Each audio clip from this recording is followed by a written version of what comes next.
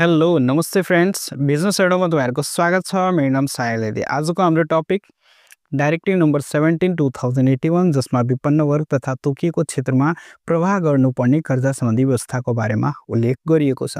इंग्लिशमा भन्दा provision regarding loans to be dispersed to the deprived sector and specified areas. र तपाईले यसको PDF चाहिएको छ भने डिस्क्रिप्सनमा टेलिग्रामको लिंक दिएको छ, त्यस लिंकमा गएर तपाईले यसको पीडीएफ डाउनलोड गर्न सक्नुहुनेछ। टेलिग्राममा यो 2-4 दिनपछि यसको पीडीएफ अपलोड गरिनेछ। र यसभन्दा पहिला जति पनि भिडियोहरु छन् डाइरेक्टिभ 1 टु डाइरेक्टिभ 16 त्यसको भिडियो तपाईले डिस्क्रिप्सनमा प्लेलिस्टको लिंक दिएको छ, त्यस लिंकमा गएर यसभन्दा पहिलाका जति पनि भिडियोहरु छ र आउने भिडियोहरु तपाईले हेर्न सक्नुहुनेछ। ल आजको टपिक स्टार्ट गरौँ, जसमा विपन्न वर्ग कर्जा सम्बन्धी नेपाल राष्ट्र बैंकले बैंक तथा वित्तीय संस्थालाई के निर्देशन दिएको छ। 1 नम्बरमा इजार पत्र क ख ग वर्गका बैंक तथा वित्तीय संस्थाहरूले आफ्नो कुल कर्जा सापटको जसमा बिल्स खरिद र डिस्काउन्ट समेत पर्दछन् यसको न्यूनतम 5% विपन्न वर्ग कर्जामा प्रवाह गर्नुपर्नेछ। विपन्न वर्गभित्र को पर्छन् त्यसको न्यून आय छ, एकदमै लो इन्कम रहेको व्यक्ति वा त्यसपछि सामाजिक रूपमा पछाडी परेका जस्तै कि महिला, जनजाति, दलित, फरक क्षमता भएका व्यक्ति, सीमान्तकृत समुदाय, त्यसपछि साना किसान, मजदुर, कलिगढ, भूमिहीन परिवार आदि यी सबै विपन्न वर्गभित्र पर्ने गर्दछन्। त्यसपछि यो कहिलेदेखि लागू हुन्छ? नयाँ संस्था वा स्तरोन्नति भएर 1 वर्ष बितेपछि 6 महिना अघिको कुल बाँकी कर्जाको आधारमा कर्जा प्रवाह गर्नुपर्नेछ। जस्तै कि 1 वर्ष बित्यो, कुनै पनि बैंकलाई खोलेको 1 वर्ष बित्यो, 1 वर्षसम्म उसले कार्य गर्यो र त्यसपछि जुन नयाँ वर्षमा जब फर्स्ट क्वार्टरली रिपोर्ट आउने गर्दछन् र त्यस रिपोर्टको अनुसारमा 6 महिनामा कति कर्जा प्रोवाइड गरेको छ त्यसैको आधारमा यो कर्जा विपन्न वर्ग कर्जा प्रोवाइड गर्नुपर्नेछ। त्यसपछि 3 नम्बरमा कुन कर्जा विपन्न वर्गमा गनिन्छ भने नम्बर 1 मा नवीकरणीय ऊर्जा सम्बन्धी जसलाई रिन्युएबल एनर्जी रिलेटेड लोन्स भनिन्छ इंग्लिशमा, जसमा solar home system, solar gas, डायर वाटर पम्प, बायोग्यास, सुधारिएको चुलो, पानीघाट र यसमा प्रति परिवारलाई 2 लाख रुपैयाँसम्मको कर्जा प्रोवाइड गरिन्छ। यदि असल ग्राहक असल ऋणी भएको छ, असल ऋणी छ भने र असल ऋणीलाई 3 लाखसम्मको कर्जा प्रोवाइड गर्न सकिन्छ। 2 वर्षसम्म जसले टाइमली पेमेन्ट्सहरु दिइरहेको छ, असल ग्राहक छन् भने तिनीहरूलाई 3 लाखसम्मको पर फ्यामिली कर्जा प्रोवाइड गर्न सकिन्छ। त्यसपछि घमा लघु उद्यम सानो व्यवसायहरु खोल्नका लागि यसको लागि सामूहिक जमानी वा धितोमा ग्रुप लोन वा धितोमा कर्जा प्रोवाइड गर्न सकिन्छ, जसमा प्रति व्यक्तिलाई 5 लाख रुपैयाँसम्मको कर्जा प्रोवाइड गरिन्छ र 2 वर्षदेखि जो असल ऋणी भएर बसेका छन् तिनीहरूलाई 7 लाखसम्मको पनि कर्जा प्रोवाइड गर्न सकिन्छ।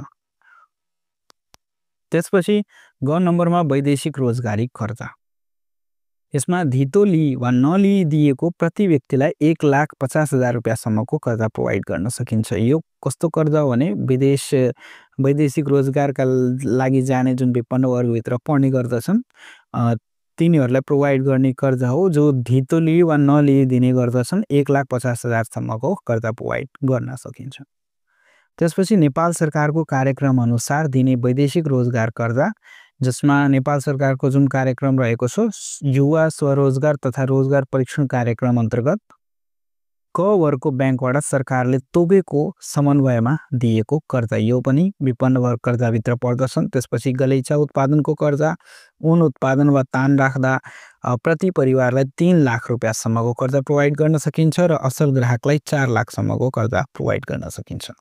त्यसपछि कृषि कर्जा, जसमा धान, तरकारी, फलफूल, सिंचाई, भण्डारण आदि पर्दछन्। यसमा कृषि कर्जामा 3-4 लाखसम्मको कर्जा प्रोवाइड गर्न सकिन्छ र यो कर्जा के को आधारमा प्रोवाइड गरिन्छ भने तरकारी फलफूलको स्टकको प्रमाणको आधारमा यो कर्जा दिन मिल्ने। 6 नम्बरमा भनेको छ कि सामुदायिक सिंचाई प्रणाली र कृषि उपकरण खरिद कर्जा उपभोक्ता समिति वा सहकारी मार्फत, जुन सामुदायिक सहकारीहरु हुने गर्दछन् वा उपभोक्ता समिति र तिनीहरुको मार्फत प्रोवाइड गरिएको कर्जाहरु। त्यसपछि प्राविधिक तथा व्यावसायिक शिक्षा अध्ययन कर्जा विपन्न युवाहरुलाई र त्यसपछि 2 लाख बिना धितोको वा अनिवार्य रूपमा बीमा गर्नुपर्नेछ। यस कर्जालाई अनिवार्य रूपमा बीमा गराउनु पर्नेछ।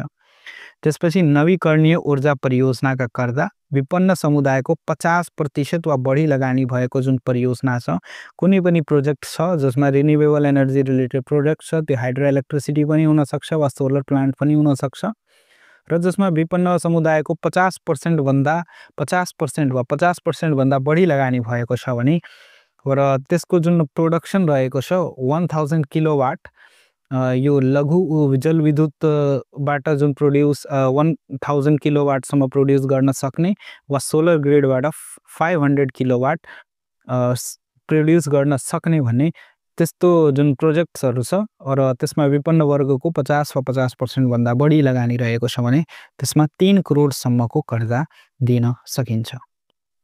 त्यसपछि जमा कोल्ड स्टोरेज स्थापना सम्बन्धी कर्जा, सामूहिक स्वामित्वमा अन्न संरक्षणको लागि प्रति परिवारलाई 5 लाख रुपैयाँसम्मको कर्जा कोल्ड स्टोरेजको लागि प्रोवाइड गर्न सकिन्छ।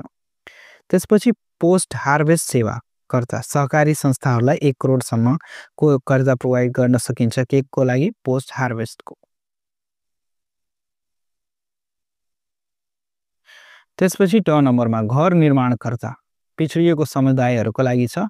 सुकुम्बासी जसको आफ्नो घर छैन हैन, तिनीहरूले सरकारी जग्गामा डेरा डारेर बसेका छन्, त्यस्ता व्यक्तिहरूको जुन पिछडिएका समुदायहरू छन्, सुकुम्बासी, मुक्त कमैया, हालिया आदि बिना धितोको 2 लाख रुपैयाँको कर्जा प्रोवाइड गर्न सकिन्छ घर बनाउनलाई।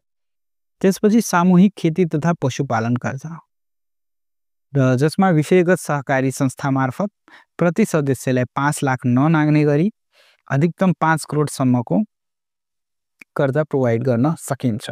यसको अर्थ के भयो? प्रति व्यक्तिलाई 5 लाखसम्म र पुरै टोटल कति 5 करोडसम्मको कर्जा प्रोवाइड गर्न सकिन्छ केकको लागि त सामूहिक खेतीको लागि। एउटा समूहमा 5 करोडसम्म र एउटा प्रति व्यक्तिलाई 5 लाखसम्म कर्जा प्रोवाइड गर्न सकिन्छ। त्यसपछि दुरुपयोग भएमा के हुन्छ? यदि कर्जा गलत काममा प्रयोग पाइएको छ भने त्यसलाई खराब कर्जा मानिने र त्यसको जुन प्रोभिजन हुन्छ 150% यसको प्रोभिजन राख्नुपर्छ। यस्तो कर्जा यदि डुब्न गएमा, त्यो खराब हुने गएमा, कर्जा हुन गएमा त्यसलाई 150% को जोखिम भार लगाउनु पर्ने हुन्छ। त्यसपछि जलविद्युत शेयर खरिद सम्बन्धी स्थानीय बासिन्दाले शेयर किन्न 50,000 सम्मको कर्जा प्रोवाइड गर्न सकिन्छ। त्यसपछि सहुलियतपूर्ण कर्जा सरकारद्वारा अनुदान हुने व्यवसाय कृषि पशुपालन सम्बन्धी 10 लाख सम्मको, महिला उद्यमशीलता कर्जामा 15 लाख सम्मको, अन्य कर्जा कृषि उद्यम हस्तकला सिपमूलक व्यवसायहरूको लागि 15 लाख सम्म कर्जा प्रोवाइड गरिन्छ। यो सरकारद्वारा अनुदान प्रोवाइड गरिनेछ र यस सम्बन्धी ब्याङ्कले के गर्न सकिन्छ भने सहुलियतपूर्ण कर्जा यस क्षेत्रमा प्रोवाइड गर्नुपर्ने हुन्छ। केमा?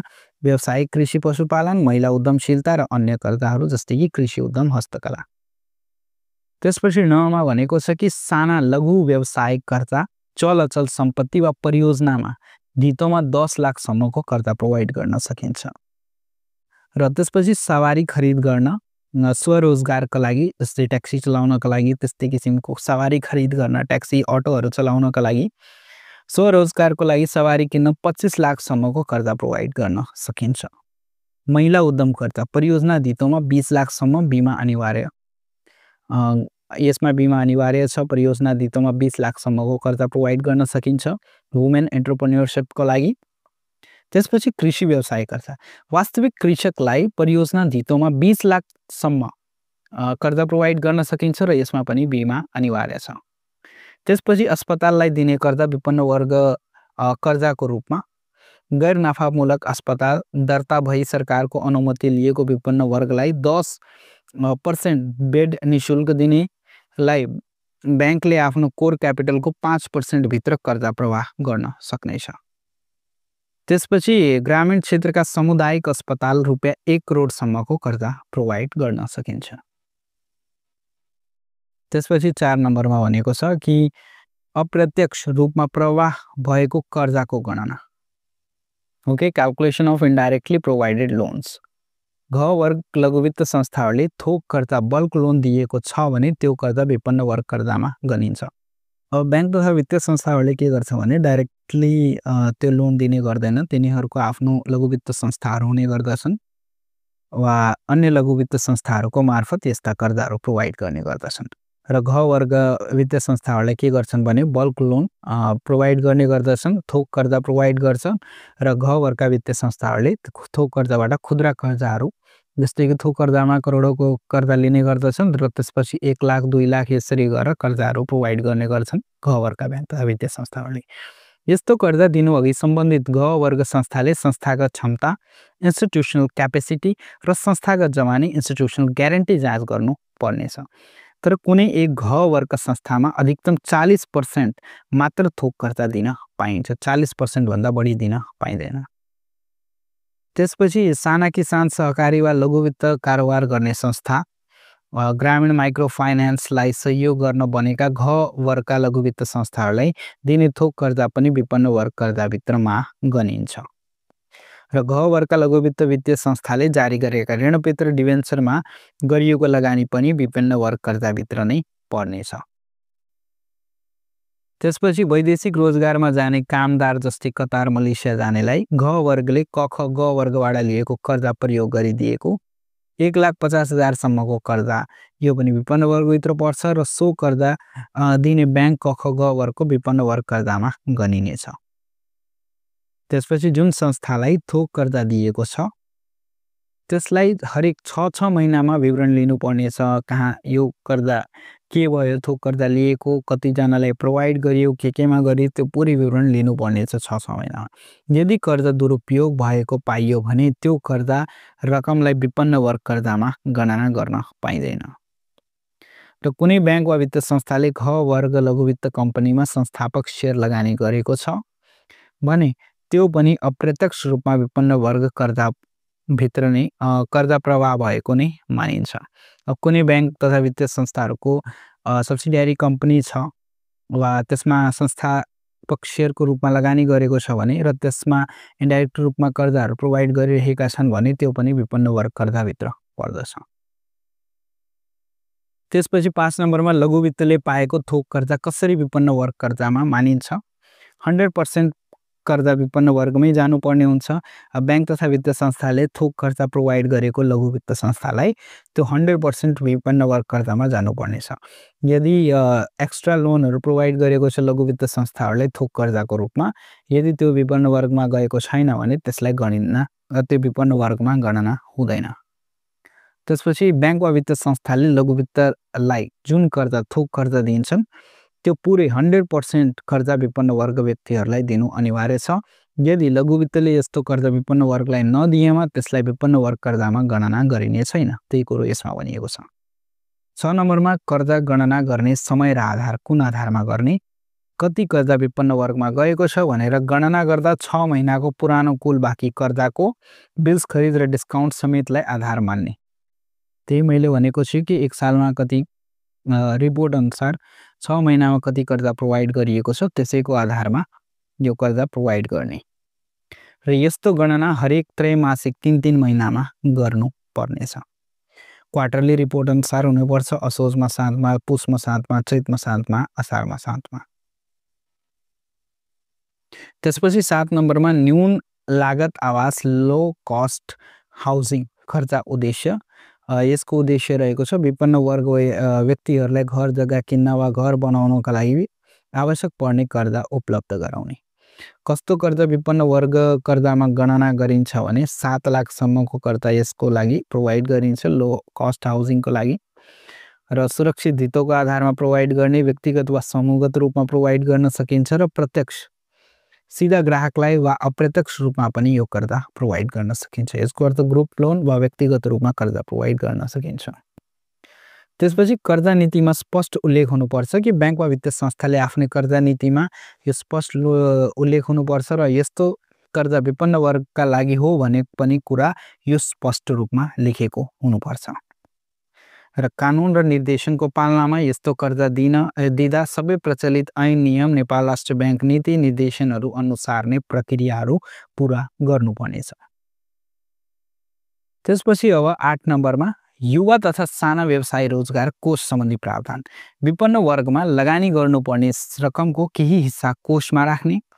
ब्याङ्क तथा वित्तीय संस्थाले विपन्न वर्गमा लगानी गर्नुपर्ने रकम क वर्गको 3%, ख वर्गको 1.5% र ग वर्गले 1%। र त्यसको 1/3 हिस्सा युवा तथा साना व्यवसाय स्वरोजगार कोषको नाममा आफ्नै ब्याङ्कमा खाता खोली जम्मा गर्नुपर्नेछ। ओके, यो सरकारको जुन कार्यक्रम रहेको छ युवा तथा साना व्यवसाय स्वरोजगार कोष नेपाल सरकारले जुन स्थापना गरेको छ यो कोषकै नाममा ब्याङ्कमा खाता खोलेर यसमा जम्मा गर्नुपर्नेछ। त्यसपछि यो जम्मा गरेको रकमलाई विपन्न वर्ग कर्जामा मानिन्छ र यस्तो कर्जा असल कर्जा मानिन्छ। जुनसुकै अवस्थामा पनि यो कर्जा असल कर्जा गुड लोनमा गनिन्छ। ख र ग वर्गका संस्थाहरूले यसमा शून्य जोखिम भार जिरो रिस्क वेट राख्न सकिन्छ, किनभने यो असल कर्जा हो भने जिरो वेट राख्न सकिन्छ। त्यसपछि 3 मा भनेको छ कि कोष खाता सम्बन्धी व्यवस्था। कोषको नाममा खाता खोल्दा सबै कानुनी कागजात लिनुपर्ने हुन्छ, जस्तै खाता सञ्चालन गर्ने अधिकार पत्र, कोषको जम्मा भएको पैसा पछि फिर्ता गर्ने दायित्व कोषकै हुनेछ। ओके, कोषमा जम्मा भएको जति पनि पैसा छ त्यो फिर्ता गर्ने जुन दायित्व हुन्छ त्यो कोषकै हुनेछ। र त्यसपछि सम्झौता सम्बन्धी कुरा। कोष र ब्याङ्कको निर्धारित नमुनामा अनुसूची 17.1 को अनुसार यस डाइरेक्टिभमा जुन दिएको छ लास्टमा अनुसूची 17.1 त्यसैको अनुसार सम्झौता भएको हुनुपर्छ र अन्य थप कागजात आवश्यक पर्दैन। त्यसपछि 5% परियोजनाको आधारमा 2 लाखसम्मको कर्जा। यदि युवा वा साना व्यवसायहरूलाई परियोजना मात्र धितो राखेर 2 लाखसम्मको कर्जा दियो भने त्यो पनि विपन्न वर्ग कर्जा मानिन्छ, तर कोषमा जम्मा गर्नुपर्ने रकम घटाउन वा कर्जाको प्रयोग गर्न पाइँदैन। त्यसपछि यसमा भनेको छ कि यस्तो कर्जामा लागू हुने मुख्य नियमहरू के कस्तो छ भने अवधि गति 5 वर्षको लागि हुनेछ, स्वरोजगार व्यवसाय हुनुपर्नेछ र ग्रेस पिरियड जुन छ किस्ता र ग्रेस पिरियड ब्याङ्कले तोक्ने तर कोषले निर्देशन अनुसार नै हुनेछ। जितो चल अचल सम्पत्ति जबसम्म कर्ता फिर्ता हुँदैन तबसम्म यो धितो राख्न सकिन्छ। त्यसपछि स्वीकृति अधिकार ब्याङ्कमा नै रहनेछ। जोखिम र असुली सम्बन्धी ब्याङ्ककै हुनेछ, ब्याङ्कले नै रिस्क लिनेछ। ल त्यसपछि पुनः कर्जा सम्बन्धी सुविधा पनि दिएको छ।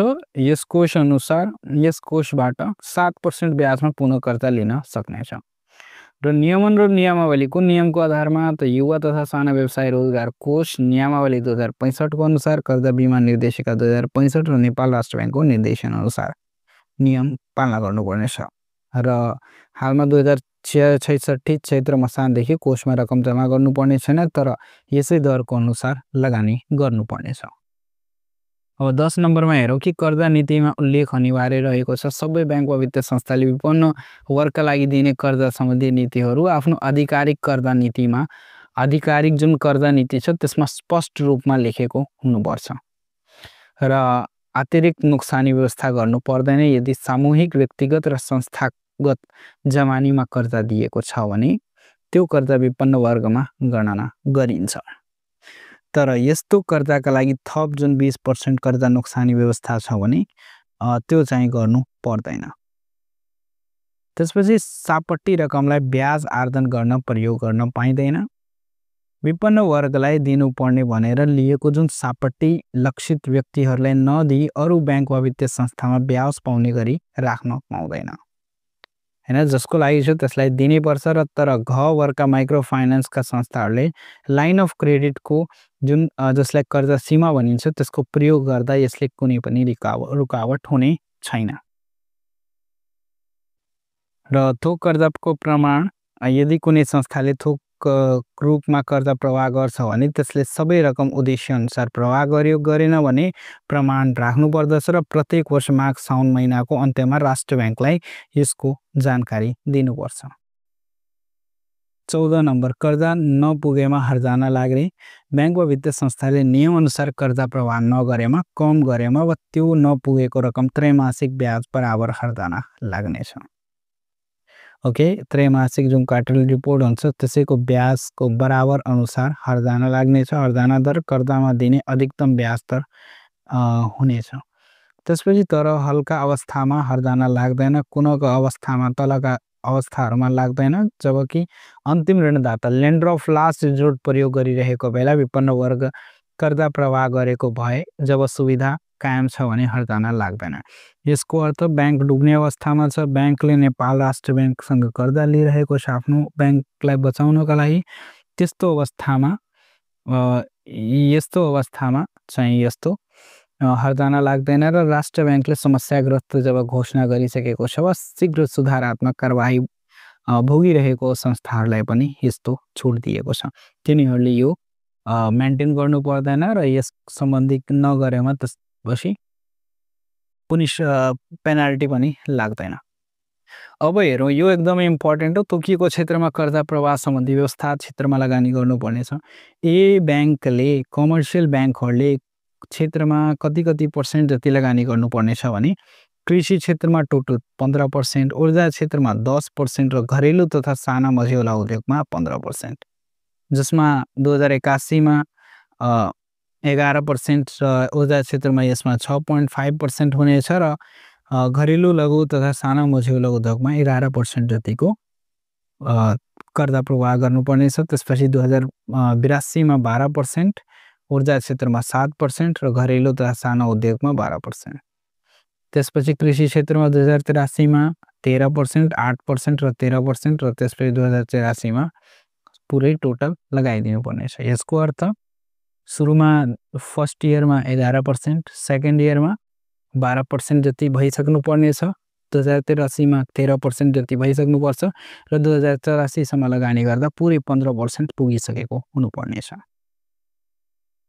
त्यसपछि लघु घरेलु तथा साना मझौला उद्यम SMES मा कर्जा प्रवाह स्मल माइक्रो एन्टरप्राइजेसमा यसमा रुपियाँ 2 करोड भन्दा कमका कर्जा र विपन्न वर्ग प्रत्यक्ष रूपमा भएका कर्जा पनि समावेश हुनेछ। यस्ता कर्जाहरूको स्वदेशी कर्जा पदार्थमा आधारित उद्योग स्थापना प्राथमिकता दिनुपर्छ। त्यसपछि कृषि क्षेत्रमा न्यूनतम लक्ष्य पूरा गरेपछि अन्य क्षेत्रहरू जस्तै ऊर्जा, लघु, साना तथा मझौला उद्यममा नपुगेको कर्जा आफ्नो विशेषज्ञताको भएको क्षेत्रमा थप लगानी गरेर समग्र लक्ष्य कृषि, ऊर्जा, लघु उद्यम क ख ग को योगफल पूरा गर्न सक्ने गरी व्यवस्था गर्नुपर्नेछ। अब ख र ग को सम्बन्धी के छ भने ख वर्गका ब्याङ्क तथा वित्तीय संस्थाहरूले कृषि, लघु उद्यम, ऊर्जा, पर्यटन क्षेत्रहरूमा टोटल 20% लगानी गर्नुपर्नेछ र ग वर्गका ब्याङ्क तथा वित्तीय संस्थाहरूले 15% को क्रेडिट प्रोभाइड गर्नुपर्ने हुन्छ। 20% 2081 मा 16% जति भइसक्नुपर्छ र ग वर्गको 11% जति। त्यसपछि असार 2082 सम्म 17% को लगानी भइसक्नु हुनुपर्छ र त्यसपछि ग वर्गका 12% र 2083 मा 18% सम्म र ग वर्गका लागि 13% र 2084 मा 20% र 15% टोटल यसको लगानी हुनुपर्छ। त्यसपछि घरेलु तथा साना मझौला उद्यममा कर्जा प्रवाह यसमा रुपियाँ 2 करोड भन्दा कमका कर्जा र विपन्न वर्गमा प्रत्यक्ष प्रभाव भएका कर्जा पनि समावेश हुन्छन् र यस्ता कर्जाहरू स्वदेशी कर्जा पदार्थमा आधारित उद्योगको स्थापना प्राथमिकता दिनुपर्दछ। त्यसपछि अनुपालन कसरी जाँच गर्ने? आउटस्ट्यान्डिङ लोन बक्यौताको आधारमा कर्जा कति प्रवाह भयो भनेर गणना गरिन्छ। अन्य ब्याङ्क मार्फत व्यवस्थापन गर्ने ब्याङ्क तथा वित्तीय संस्थाहरूले कृषि र ऊर्जा क्षेत्रका कर्जाहरूमा एक आपसमा खरिद बिक्री पनि गर्न सक्छन्, तर सुरुवातमा कर्जा दिने संस्थाले ग्राहकसँगको सम्बन्ध व्यवस्थापन गर्ने भएकोले त्यस्ता ग्राहकको सहमति आवश्यक छैन। कुनै पनि ग्राहकको कर्जा अर्को ब्याङ्कसँग पनि बेच्न सकिन्छ वा किन्न सकिन्छ। त्यसको लागि ग्राहकको केही पनि ग्राहकको अनुमति चाहिएन, ग्राहकको सहमति चाहिएन। एक ब्याङ्कले अर्को ब्याङ्कसँग कर्जा किनबेच गर्न सकिन्छ। त्यसपछि कृषि ऋणपत्रमा लगानी, कृषि ऋणपत्र एग्रिकल्चर बोन्डमा लगानी गरेको रकमलाई कृषि कर्जामा लक्ष्यमा समावेश गर्न पाइन्छ।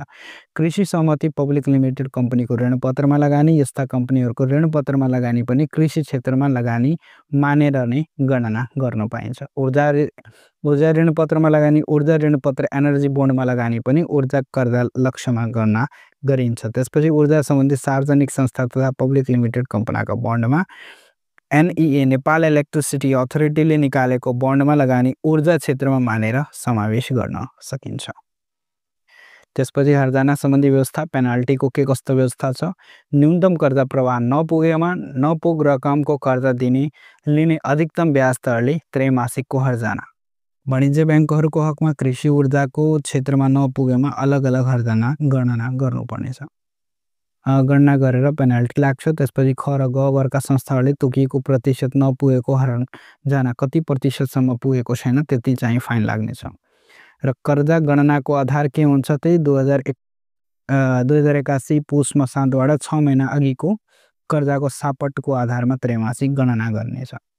क्ल्यारिफिकेसनमा कृषि क्षेत्र भनेको मल सिँचाइ समेत ऊर्जा भनेको जलविद्युत नवीकरण ऊर्जा सम्बन्धी EV चार्जिङ स्टेसनहरू, पर्यटन क्षेत्र, ट्रेकिङ, होटल, मनोरञ्जन, साहसिक खेल, सांस्कृतिक, धर्म, पर्यटन, सहरी यातायात। त्यसपछि लघु साना औद्योगिक व्यवसाय ऐन 2076 अनुसार स्थापना भएको। र यही थियो यसका सम्पूर्ण व्यवस्थाहरू। लास्टमा रहेको छ खारेजी र बचाउ। यसअघिका जति पनि निर्देशनहरू थियो 2080 सम्मका त्यसलाई खारेज गरेर नयाँ निर्देशन लागू गरेको हो भनेर यसमा भनिएको छ। सो यही थियो पुरै पोइन्ट्सहरू। आई थिङ्क सबैले राम्ररी बुझ्नु भएको होला। तपाईँले यो भिडियो कस्तो लाग्यो प्लिज कमेन्ट गर्नुहोस् र आफ्नो साथीहरूमा पनि यस भिडियोलाई सेयर गर्नुहोला र च्यानललाई सब्स्क्राइब गर्नुभएको छैन भने च्यानललाई प्लिज सब्स्क्राइब गर्नुहोस्। र अब म बिदा चाहन्छु। धन्यवाद।